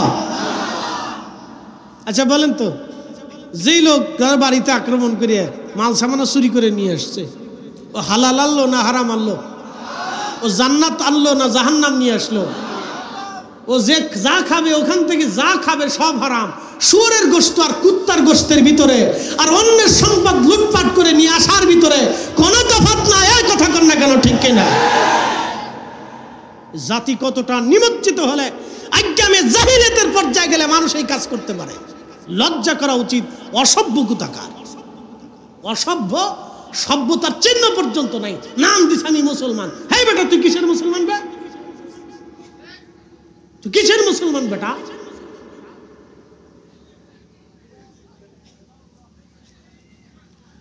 এই আনোয়ারাবাসী ভালো করে শুনে যাবেন হাজিরিন। এইদিকে আর লম্বা কথা বলবো না, হাসরের ময়দানের দিকে চলে যায়।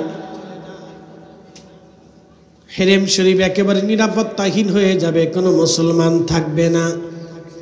ঠিক ওই সময় রাহমাতুল লিল আলামিন নবী বললেন, কাবা শরীফ ভেঙে ফেলে দেওয়া হবে। বর্তমানে Ethiopia, Ghana, Kenya, Ghana, Ethiopia, এই অঞ্চলকে বলা হয় আবিসিনিয়া। ইথিওপিয়া, ঘানা, কেনিয়া, এই অঞ্চলকে বলা হয় আবিসিনিয়া। এই আবিসিনিয়ার একজন ব্যক্তি কালো নিগ্রো, মাথায় টাক হবে, লম্বা লম্বা পা হবে। দেখবেন আফ্রিকানদের পা কিন্তু লম্বা লম্বা হয়। আফ্রিকানদের পা কিন্তু লম্বা লম্বা, দেখবেন মানুষও লম্বা লম্বা, খুব উগ্র ওরা। নিজেরা বিরাট বড় বড় মারামারি করে, বিরাট উগ্র ওরা, নিজেরা মারামারি করে। বন্ধু আমার, খুব মনোযোগ দিয়ে যান। আল্লাহর নবী বলেন, আমার উম্মতেরা তোমরা শোনো। ঠিক এই সময় একজন আফ্রিকান এই সময়ে কাবা শরীফ ভেঙে ফেলে দিবে। পাথর দিয়ে, তার কোরাল দিয়ে, তার খুন্তি দিয়ে একটা একটা করে কাবা শরীফের ইট পাথরগুলি খুলিয়ে ফেলে দিয়ে কাবাকে একেবারে নিশ্চিহ্ন করে ফেলে দিবে।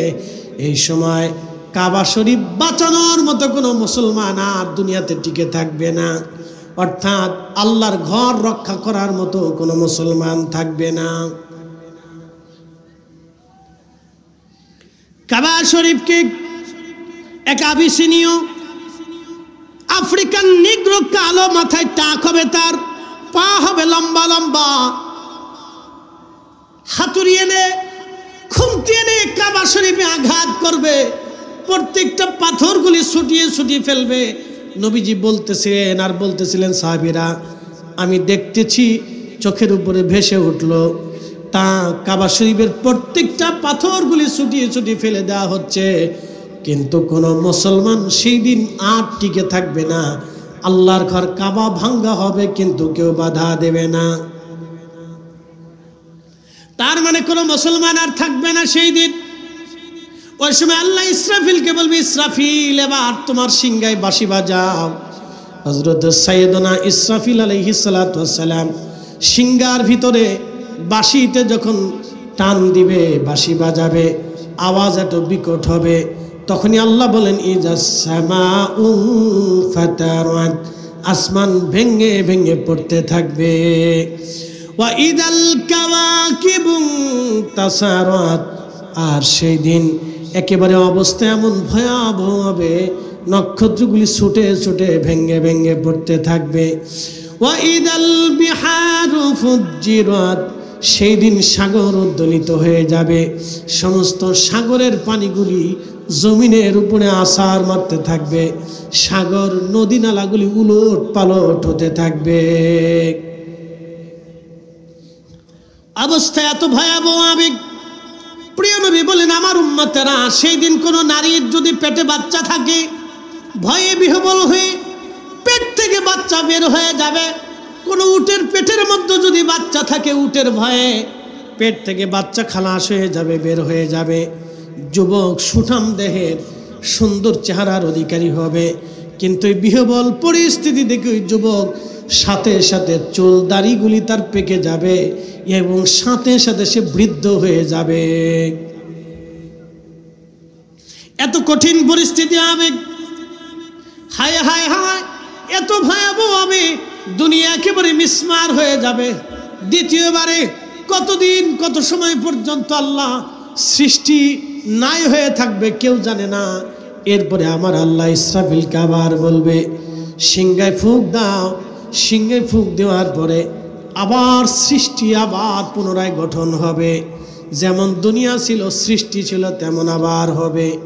তখন আমার রব বললেন ওয়া ইদাল কুবুর বুসিরাত, যার যার মৃত্যুর স্থান কবর থেকে সমস্ত মানুষগুলি উঠে উঠে উঠে উঠে হাসরের ময়দানে আল্লাহর দিকে দৌড়াইতে থাকবে। আমার রব আল্লাহ বলেন আলিমাত নাফসুম মা কদ্দামাত ওয়া আখারাত, সেই দিন মানুষ জানতে পারবে সে আগে দুনিয়ার থেকে কি আমল করেছিল, কি নামাজ পড়েছিল, কি রোজা করেছিল, কি ভালো কাজ করেছিল। মানুষ সেই দিন জানতে পারবে, সেই দিন মানুষ বুঝতে পারবে সে দুনিয়াতে কি কাজ করেছিল। আলিমাত নাফসুম মা কদ্দামাত ওয়া আখারাত, সেই দিন মানুষ জানতে পারবে সে কি করেছিল, কি আমল করেছিল। আল্লাহ সেই দিন মানুষকে ডাক দিলেন আমার উম্মতরা। সেই সময়ে মানুষ আল্লাহর দিকে দৌড়াইতে থাকবে। আম্মা জানা আয়েশাকে নবী বলেন, আয়েশা, কিয়ামতের মাঠ এত ভয়াবহ হবে, সেদিন কবর থেকে যারা উঠবে তাদের শরীরে কোনো পোশাক থাকবে না। সবাই সেই দিন বস্ত্রহীন হয়ে, পোশাকবিহীন হয়ে কবরের মাঠ থেকে হাসরের ময়দানের দিকে আল্লাহর দিকে দৌড়াইতে থাকবে। ডানে বামে সামনে পিছনে তাকানোর মতো কোনো সময় নাই, শুধু দৌড়াচ্ছে। নারীরাও বস্ত্রহীন, পুরুষরা বস্ত্রহীন। আম্মা জানা আয়েশা বলেন, ইয়া রাসূলুল্লাহ, নারীরাও কি বস্ত্রহীন হবে? নবীজি বললেন, হ্যাঁ আয়েশা, নারীরাও বস্ত্রহীন হবে। আরেকজন মহিলা সাহাবী বলেন, ইয়া রাসূলুল্লাহ, তাহলে তো এটা অনেক বড় লজ্জার কারণ। নারীরা তাহলে, পুরুষরা কি নারীদের দিকে তাকাবে না? নারীরা কি আর পুরুষের দিকে তাকাবে না?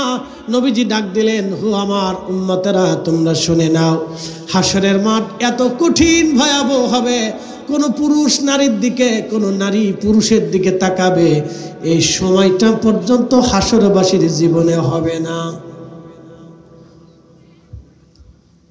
এত কঠিন, এই সময়টা পর্যন্ত কারো আসবে না। কেউ পুরুষের দিকে তাকাবে, কোন পুরুষ নারীর দিকে তাকাবে এই সময় পর্যন্ত নাই। সবাই যার যার চিন্তায় বিরাট বড় পেরেশান। আল্লাহু আকবার। আল্লাহ বলেন, ওয়াবিল আখিরাতি হুম ইউকিনুন,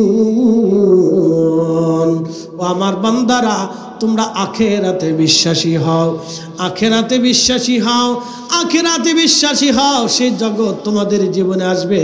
আল্লাহর কোরআনে বলতেছেন আমার আল্লাহ, তাআরুজুল মালাইকাতু ওয়ার রূহু ইলাইহি ফি ইয়াউমিন কানা মিকদারুহু 50,000 সানা। আমার বান্দারা, দুনিয়ার 50,000 বছর এক জায়গা করলে যত বড় হয়, এক এক মিনিট করে 60 সেকেন্ডে, এক এক সেকেন্ড করে 60 সেকেন্ডে একটা মিনিট হয়, এক একটা মিনিট করে 60টা মিনিট একটা ঘন্টা হয়, এক এক ঘন্টা করে 24 ঘন্টার রাত ও দিন হয়।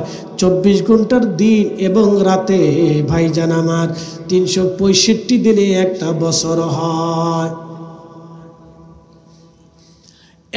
এক বছর করে 50,000 বছর এক জায়গা করলে যত বিরাট, যত বিরাট, যত বিরাট হাসরের একটা দিন হবে, তত বিরাট হাসরের একটা দিন হবে, তত বিরাট হাসরের একটা দিন হবে, তত বিরাট। নবীজি ডাক দিলেন, আমার উম্মতেরা, সূর্য মাথা বরাবর দুনিয়াতে যে সূর্যটা আলো দিচ্ছে, সেই সূর্যের উত্তাপ 200 কোটি ডিগ্রি সেলসিয়াস।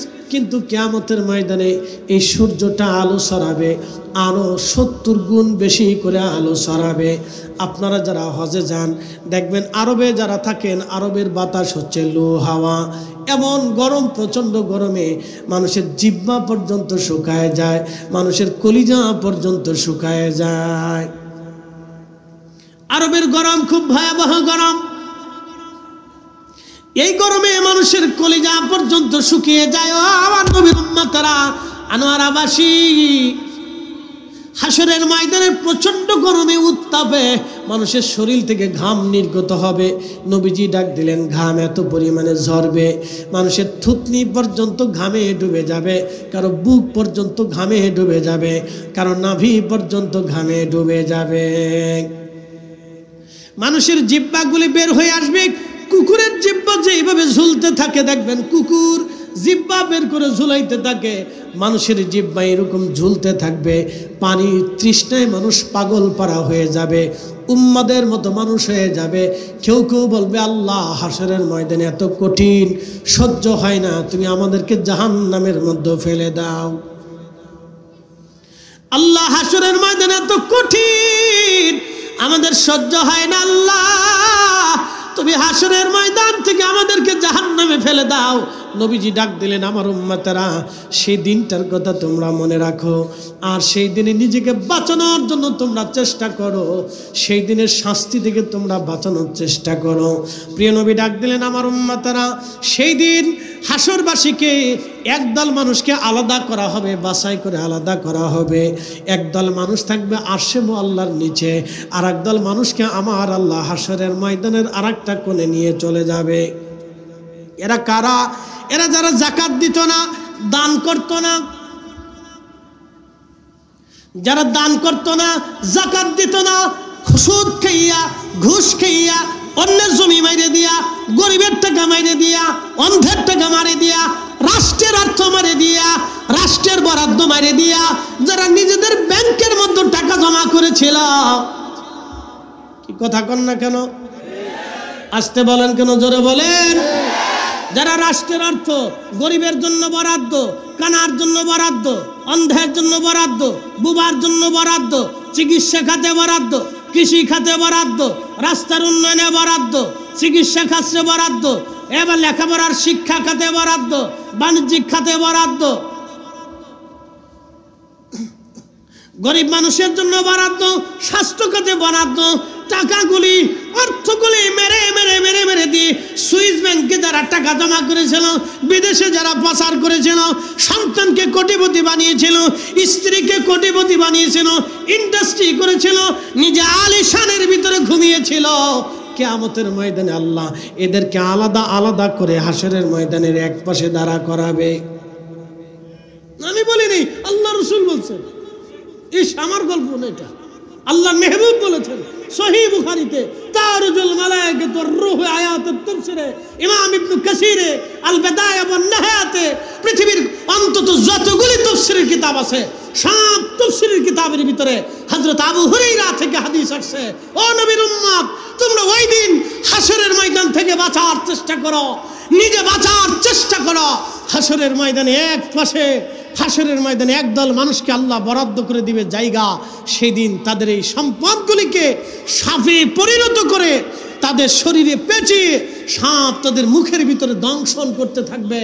এক এক কামড়ে 40 বছর পর্যন্ত বিষের ক্রিয়া চলতে থাকবে, আর যত কামড় মারবে তত বিষের যন্ত্রণা বাড়তে থাকবে। সেই দিন এই সাপ তাকে কামড়াইতে থাকবে। কত বছর জানেন? হিসাব নিয়ে যান, হিসাব নিয়ে যান। সাফায়াত তো পরে পাবেন, রসুলের সাফায়াত এত সহজেই না। বাটাম চালান আগে হবে, সাফায়াত পরে আসবে। আগে বাটাম চালান হবে। বাটাম চালান বুঝছেন? রিমান্ড হবে আগে। বলে কি রিমান্ড? আল্লাহ নবী বলেন সাপে কামড়াইতে থাকবে। হাসরের ময়দানের এক পাশে হাসরবাসীরা দেখবে তাদেরকে সাপে কামড়াচ্ছে, তুমুল আকারে কামড়াবে। অবৈধ সম্পদ যারা অর্জন করেছিল, সাপে তাদেরকে কামড়াবে। শুধু কামড়াবে না, কামড় কারে কয় ভালো করে শুনে যান। কতদিন কামড়াবে? নবীজি ডাক দেয় বলেন, সাহাবীরা রে, ততদিনে মানুষের হিসাব টানা হবে, সমগ্র মানব জাতির হিসাব হবে, জিন জাতির হিসাব হবে, ফেরেশতাদের হিসাব টানা হবে। বুঝে যান কত বছর হবে, এবার বুঝেন কত বছর পর্যন্ত রিমান্ড আসবে, এবার বুঝেন। কবরের জিন্দিগি তো গেছে, এবার হাসরের জিন্দিগির কথা চিন্তা করেন। কত হাজার বছর, কত লক্ষ কোটি বছর পর্যন্ত ওই জিন্দিগিতে হাসরের ময়দানে রিমান্ড আসবে। নবীজি বললেন মানব জাতির হিসাব হয়ে যাবে, জিন জাতির হিসাব টানা হবে। পৃথিবীর কোটি কোটি বিলিয়ন ট্রিলিয়ন যত জিন আছে সবার হিসাব টানা হবে, ফেরেশতাদের হিসাব টানা হবে। এবার বুঝেন কি পরিমাণে ফেরেশতা!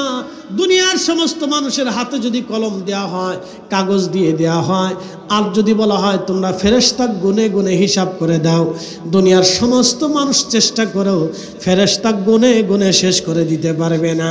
কিয়ামতের ময়দানে সব ফেরেশতাদের হিসাব টানা হবে। ফেরেশতাদের হিসাব হবে, যার যার দায়িত্ব সেই দায়িত্ব পালন করেছিল কিনা। ফেরেশতাদের হিসাব টানা হবে সেই দিন, কত ভয়াবহ হবে। আল্লাহু আকবার। নবীজি বলতেছেন, আমার উম্মতেরা রে, ফেরেশতাদের হিসাব টানা হলো, এমনকি যত পশু পাখি আছে সবার হিসাব সেই দিন টানা হবে। শুনলে আশ্চর্য হবেন, গরু ছাগলেরও বিচার টানা হবে। আশ্চর্য লাগতেছে না? হ্যাঁ, আশ্চর্য লাগতেছে। গরু ছাগলের বিচার হবে। ভাবতেছেন পার পেয়ে যাবেন, এত সোজা? গরু ছাগলের বিচার হবে বলে কি করে?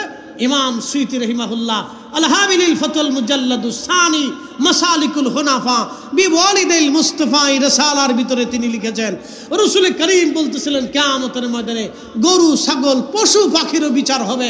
আল্লাহ সেই দিন তাদেরও ফয়সালা টানবে। সেই দিন এক গরু আর এক গরুর বিরুদ্ধে মামলা দিয়ে বলবে, রব্বি, সে আমাকে মারছিল, গুতা মেরেছিল, আমাকে কষ্ট দিয়েছিল। আল্লাহ, আমি তুমি মালিকের অধীন করে দিয়েছিলাম, মালিক আমাকে লাঠি দিয়ে পিটিয়েছিল। আল্লাহ, সেই ফয়সালা চাই। দুনিয়ার আদালত ছিল না। পাখি বলবে, রব্বুল আলামিন, তোমার ওই বান্দা আমাকে অন্যায়ভাবে হত্যা করে গোশত ভক্ষণ করেছিল। আল্লাহ, আমি বিচার ফয়সালা চাই। সেই দিন কুকুর বলবে, রাস্তা দিয়ে হেঁটে যাচ্ছিলাম, তোমার বান্দা আমাকে লাঠি দিয়ে আঘাত করেছিল। আল্লাহ, তুমি আমাকে মালিকের অধীন করে দিয়েছিলা, সারা রাত পাহারা দিয়েছিলাম, আমার মালিক, দুনিয়ার মালিক আমার খাবার দেয় নাই। আল্লাহ, ফয়সালা দিতে হবে আজকে। তোমার দরবারে মামলা দায়ের করলাম। বিড়াল ডাক দিবে, রব্বুল আলামিন, আমি ইঁদুর পরিষ্কার করে রাখতাম, চামচিকে ঢুকতে দিতাম না, আমি পোকা ঢুকতে দিতাম না, তেলা পোকা তাড়াইতাম, সাপ বিচ্ছু থেকে নিজের মালিকের বাড়ি ঘরকে পরিষ্কার পরিচ্ছন্ন রাখতাম। রব্বুল আলামিন, আমার মালিক আমাকে খাইতে দিত না, মাঝে মধ্যে লাঠি সবর মারত। আল্লাহ, বিচার ফয়সালা চাই। সেই দিন রব বিচার করে দেবে। জীবনে এই ওয়াজ শোনেন নাই, আজকে শুনে যান, আজকে শুনে যান।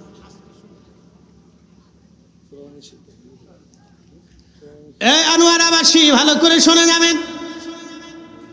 এক কুকুর আর এক কুকুরের বিরুদ্ধে মামলা করবে, এক পাখি আর এক পাখির বিরুদ্ধে মামলা করবে, এক হরিণ আর এক হরিণের বিরুদ্ধে মামলা করবে, এক বন্য পশু আর এক বন্য পশুর বিরুদ্ধে মামলা করবে। আল্লাহ, দুনিয়ার আদালতে ফয়সালা হয় নাই, তোমার আদালতে বিচার চাই। আল্লাহ সব পশু পাখির বিচার টান দিবে। সব সৃষ্টির বিচার হয়ে যাওয়ার পরে ওই যে দুনিয়াতে অবৈধভাবে যারা সম্পদ অর্জন করেছিল ওদের বিচার আল্লাহ এবার টান দেবে। তার আগ পর্যন্ত রিমান্ডে নিয়ে সাপের কামড় খাওয়াবে, কোটি কোটি বছর পার হবে। সাফায়াত পরে আসবে। অনেকে ধান্দা করে আছে, আমি রসুলের সাফায়াতে পার পাবো, খুব চিন্তায় আছি। ইস, আপনি নবীর সাফায়াত পাবেন, কাজ করছেন কি? ঘুষের কারবারি করছেন, সুদ খাইছেন, আকাম কুকাম করে রসুলের সাফায়াতের আশা করেন নাকি? নবীকে দিছেন কি আপনি? কি কথা কর না কেন? কি দিছেন রসুলকে? আপনি রসুলকে দিছেন কি? কিচ্ছু দিতে পারেন নাই, তো সাফায়াতের আশা করবেন কেমনে? নবীর সামনে কিয়ামতের ময়দানে কোন চেহারা নিয়ে দাঁড়াবেন বলেন তো? সাফায়াতের আশা করে বসে রয়েছে। আশা তো করবো, এটা আমাদের বিশ্বাস আকিদা, কিন্তু কোন চেহারা নিয়ে দাঁড়াবেন একটু বলেন তো, কোন চেহারা নিয়ে দাঁড়াবেন? এই জন্য সেই জন্য কিছু কাজ করে যান। খালি ওয়াজ শুনে গেলে হবে না, এটা বাড়ি পর্যন্ত নিতে হবে। আমাদের দেশের মানুষ ওয়াজ শোনে কিন্তু বাড়ি পর্যন্ত নেয় না, না বাড়ি পর্যন্ত নেয় না। বাড়ি পর্যন্ত ওয়াজ নিলে কি মসজিদে জুতা চুরি হয় নাকি? কি কথা কর না কেন? বাড়ি পর্যন্ত ওয়াজ নিলে এদেশে যারা মুইতে ফানিলে না এরা বিচার করে কেন? কালকে দেখলাম খবরে, হবিগঞ্জের এক শিক্ষক এক ছাত্রীকে শাস্তি দিয়েছিল ভুলের কারণে। শেষ পর্যন্ত সমাজ বিচার করে শিক্ষকরা মাপ চাওয়াইছে। যেই সমাজ শিক্ষকরে ছাত্রীর সামনে মাপ চাওয়া, জনগণের সামনে যেই শিক্ষকরে মাপ চাওয়া, ছাত্রীকে বিচার করার কারণে যদি শিক্ষকের শাস্তি হতে পারে, এই সমাজের বিচারকদের গায়ে জুতা দিয়ে বাইরে সোজা করতে হবে। কথা বলেন না কেন?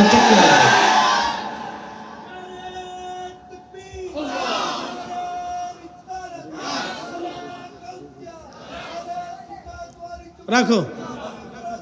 আপনি সমাজের বিচারক বানাইছেন, কিসের বিচারকেরা? এই সমস্ত বিচারকদেরকে জুতা দিয়ে বাই। এরকম দিন দিন বাড়তেছে, দিন দিন চলতেছে। মুসলমান ভালো করে শুনে যাবেন, কঠিন হাসরের দিনে রব্বুল আলামিন মালিক ইয়াউমিদ্দিন, তিনি বিচার দিনের মালিক। প্রিয় নবীজি বলেন, আমার উম্মতেরা তোমরা শুনে নাও, তিনটা জায়গা মা সন্তান ভুলে যাবে, সন্তান মাকে ভুলে যাবে, বাবা সন্তান ভুলে যাবে, স্বামী স্ত্রী ভুলবে, স্ত্রী স্বামী ভুলে যাবে, কেউ কারো কথা মনে রাখবে না। এক নাম্বার, মিজানের পাল্লা যখন কায়েম হয়ে যাবে, আহা সেই কঠিন সময়ে মা সন্তান ভুলে যাবে, সন্তান মা ভুলে যাবে, কেউ কারো দিকে তাকাবে না, সময় পর্যন্ত পাবে না মিজানের পাল্লায়। কত কঠিন হবে সেই দিন। আবার নবীজি ডাক দিয়ে বলেন, উম্মতেরা দুই নাম্বার, যখন ডান হাতে আর বাম হাতে আমল নামা দেওয়া হবে, এই সময় মা সন্তান ভুলে যাবে, সন্তান মা ভুলে যাবে। কঠিন এই দিনে কেউ কারো কথা মনে রাখবে না। কত কঠিন, কত ভয়াবহ। ডান হাতে বাম হাতে আমল নামা, এই সময় সবাই সবাইকে ভুলে যাবে। তিন নাম্বার, মিজানের ফুলসিরাতের ঘাটে সবাই সবাইকে ভুলে যাবে। যখন জাহান্নামের উপর দিয়ে ফুলসিরাত পার হতে যাবে, কেউ বিদ্যুৎ গতিতে পার হবে, কেউ একটা ঘোড়া দৌড়াইলে যত দ্রুত হয় তত দ্রুত গতিতে দৌড়াবে। একবারে সর্বনিম্ন সীমায় হবে 30,000 বছর লাগবে ফুলসিরাত পার হতে। 30,000 বছর আপনি চিন্তা করেন, এটা একটা জগৎ, এটা একটা জিন্দেগি। 30,000 বছর পার হবে। কেউ হামাগুড়ি দিতে দিতে যাবে, কেউ হামাগুড়ি দিয়ে দিয়ে যাবে, কত দূর যাবে, আবার দাঁড়াবে, আবার যাবে, আবার দাঁড়াবে। অনেক কষ্ট করে 30,000 বছর পার করে তারপরে তারা ফুলসিরাত পার হয়ে যাবে। কেউ চোখের পলকে পার হয়ে যাবে। এই ফুলসিরাতে মা সন্তান বলে যাবে, সন্তান মাকে বলে যাবে, বাবা বন্ধুকে বলে যাবে, বন্ধু বান্ধবকে বলে যাবে, স্বামী স্ত্রীকে বলে যাবে, স্ত্রী স্বামী বলে যাবে। এই জন্য নিজের চিন্তা করে যান হে মুসলমান, নিজের চিন্তা করে যান, নিজের চিন্তা করে যান, নিজের চিন্তা করে যান। আখিরাত বড় কঠিন, হাসর বড় কঠিন, হাসর বড় কঠিন। এই হাসরের ময়দানের ভয়াবহতা এত কঠিন হবে, কঠিন পর্যায়ে সমস্ত মানব জাতি দিশেহারা হয়ে যাবে, পাগলের মতো হয়ে যাবে। আল্লাহর কাহারিয়াত দেখে সব নবী আলাইহিমুস সালামরা পর্যন্ত চিন্তিত হয়ে যাবে। তারা নবীরা কিন্তু গুনাহ নাই, গুনার জন্য চিন্তা করবে না। আল্লাহর কাহারিয়াত দেখে, আল্লাহর রাগ দেখে সব নবীদের কপালে ভাঁজ পড়ে যাবে। আজকে আল্লাহর রাগ কি করে মিটানো যায়? আল্লাহর কাহারিয়াত দেখে সমস্ত সূরা তাকাসুরের তাফসীরে আসছে, আল্লাহর কাহারিয়াত দেখে সমস্ত নবীরা হাঁটু গেড়ে বসে কপালে ভাঁজ পড়ে যাবে চিন্তায় যে আল্লাহর কাহারিয়াত কিভাবে থামানো যায় আজকে। কিন্তু সব মানব গোষ্ঠী দৌড়াইয়া বাবা আদম আলাইহিস সালাতু ওয়াস সালামের সামনে যে দাঁড়াবো, আব্বা আদম, আপনি আবুল বাশার ছিলেন, মানব জাতির পিতা ছিলেন, আল্লাহ বড় আদর করে আপনাকে সৃষ্টি করেছিলেন, মায়া করে ভালোবাসা দিয়ে বেহেশত রেখেছিলেন। আব্বা জান, আজকে আপনি আমাদের জন্য একটা ব্যবস্থা করেন। আল্লাহ বড় কাহার হয়ে গেছে, আল্লাহ বড় রাগ হয়ে আছে সৃষ্টির উপর। আজ কাহারিয়াত দেখে পানিবিহীন হাউজে কাউসার বন্ধ, পানি বন্ধ। আল্লাহর কাহারিয়াতে সৃষ্টির সমস্ত মানুষগুলি দিশেহারা হয়ে যাবে, জিব্বা কুকুরের জিব্বার মতো ঝুলতে থাকবে। সেই হাসরের মানব জাতির এই দৃশ্য দেখে, আল্লাহর কাহারিয়াত দেখে নবীরা পর্যন্ত চিন্তিত হয়ে যাবে যে রবের কাহারিয়াত কি করে আজকে কমানো যায়।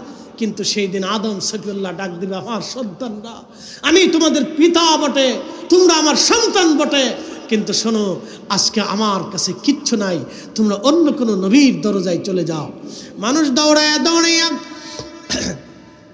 হযরত সাইয়েদুনা নূহ আলাইহিস সালামের কাছে আসবে, তিনি একই কথা বলে দিবেন। দৌড়াইয়া হযরত দাউদের কাছে আসবেন, তিনি একই কথা বলে দিবেন। দৌড়াইয়া হযরত ইব্রাহিম খলিলুল্লাহর কাছে এসে দাঁড়াবে।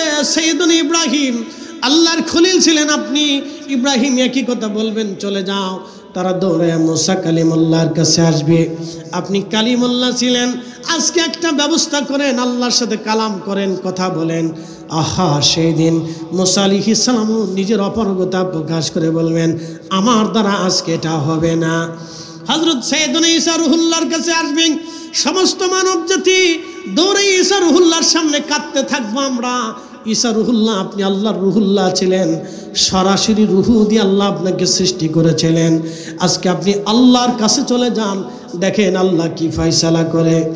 ঈসা নবী ডাক দিয়ে বলবে, আমার বান্দার, আমার উম্মতেরা, হে মানব জাতিরা, আজকে আমার দিয়ে কোনো কাজ হবে না। আমি যেই নবীর উম্মত ছিলাম, আখিরি নবীর উম্মত হয়েছিলাম, আজকে রাহমাতুল লিল আলামিন ছাড়া আল্লাহর কাহারিয়ত কেউ কমাইতে পারবে না, আল্লাহকে কেউ খুশি করতে পারবে না।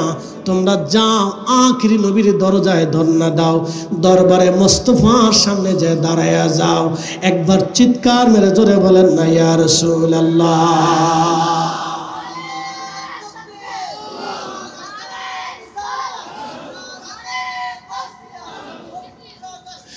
শ্রেষ্ঠ নবী দিলাম রে তরিয়ে নিতে রোজা হাসরে, ঠিক কি না?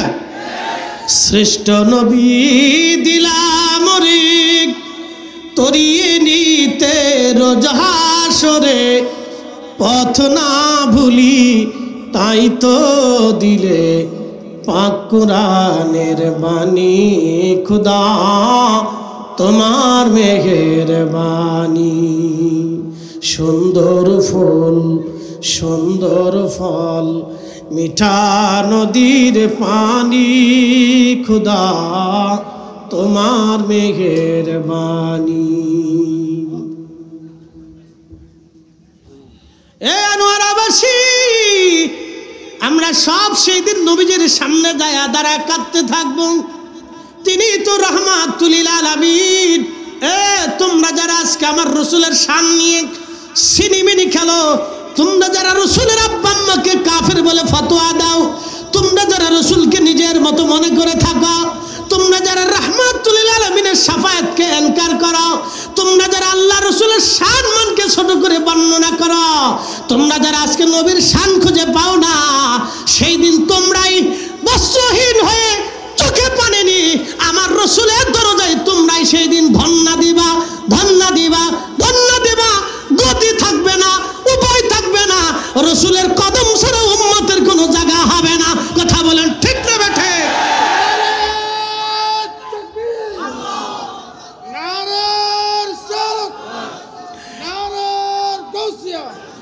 এ নজদি, এ নজদি, এ নজদি, এ নজদি, নজদিক, এ নজদিক। সেই দিন তুমি বুঝতে পারবে আমার নবীর শান কত, আমার নবীর ইজ্জত কত, আমার রসুল রাহমাতুল লিল আলামিন। সেই দিন বুঝতে পারবা নবী রাহমাতুল লিল আলামিন। আল্লাহর নবী উম্মতের চোখের পানি দেখে আর সহ্য করবে না, একটা দৌড় মারবে আল্লাহর আরশে মুআল্লার সামনে, খুদার কুদরতি কদমের সামনে। নবীজি সিজদার মধ্যে পড়ে চিৎকার দিয়ে কেঁদে উঠবে, ইয়া রব হাবলি উম্মতি। আহা, সেই সময় নবীজি বললেন, আমার উম্মতেরা রে, আমার কালবের ভিতরে আমার আল্লাহ এমন পরিমাণে ইলম ঢেলে দিবেন, আমি সুন্দর সুন্দর শব্দমালা দিয়ে আল্লাহর প্রশংসা করতে থাকবো। হামদের পতাকা আল্লাহ আমার হাতে দিয়ে দিবেন। আল্লাহর হাম, আল্লাহর গুণকীর্তন আমি এত পরিমাণে করতে থাকবো, আল্লাহ খুশি হয়ে ডাক দিবে, হাবিব, হাবিব, মাথা উঠান নবী, কি চান? তখনই নবী ডাক দিবে, ইয়া রব হাবিলি উম্মতি, হে রব আমার উম্মত অপরাধ করে ফেলছে, আমার উম্মতের উপায় কি, উপায় কি, উপায় কি? আল্লাহ আল্লাহ ডাক দিয়ে বলবে, হাবিব মাথা উঠান, আমি কোরআনে ওয়াদা করেছিলাম, ওয়ালা সাউফা ইউতিকা রাব্বুকা ফাতারদা, আপনাকে খুশি করব, খুশি করব, খুশি করব। আমি কোরআনে ওয়াদা করেছিলাম, আসা আইয়াবআসাকা রাব্বুকা মাকামান মাহমুদা, আপনাকে সর্বোচ্চ সম্মানের অধিকারী মাকামে মাহমুদ ওয়ালা বানাবো। হুজুর মাথা উঠান, হাসরের ময়দানে কান্না করার জন্য আপনাকে ডাকি নাই।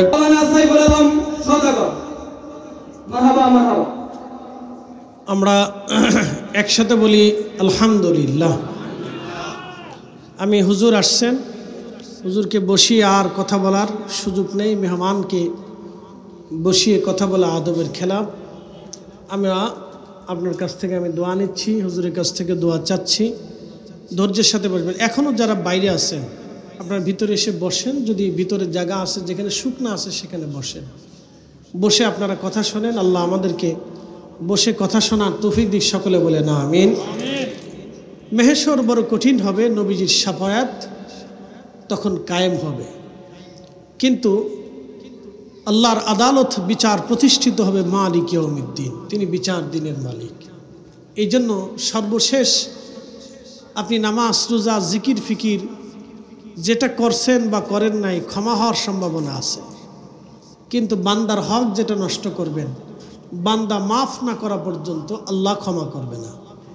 এই জন্য আল্লাহর রহমত অনুসন্ধান করা, দুনিয়াতে হক্কুল ইবাদ, বান্দার হককে ঠিকঠাক মতো রাখা, এটা আমাদের একেবারে নৈতিক দায়িত্ব, আমাদের একেবারে চরম শিক্ষা। সাহাবে کرام থেকে, আউলি کرام থেকে শিক্ষা। দুনিয়ার যত অলি দেখবেন, প্রত্যেক অলিরা ছিলেন নিষ্কলঙ্ক। একসাথে বলবেন আল্লাহু আকবার। সমগ্র অলিরা ছিলেন দুনিয়া বিরাগী। তাদের জিন্দিগির দিকে যদি আপনি পর্যালোচনা করেন, তাদের জীবনের দিকে যদি আপনি তাকান, তো দেখবেন তারা হিংসা মুক্ত, রিয়া মুক্ত এক জিন্দিগি, নফসে মুতমাইন্নার অধিকারী ছিলেন। আল্লাহ সেই অধিকারী হওয়ার তৌফিক আমাদেরকে নসিব করুন। সকলে আওয়াজ তুলে বলেন আমিন। ওয়া আখিরি দাওয়ানা আলহামদুলিল্লাহি রাব্বিল আলামিন। আসসালামু আলাইকুম ওয়া রাহমাতুল্লাহি তাআলা বারাকাতুহু।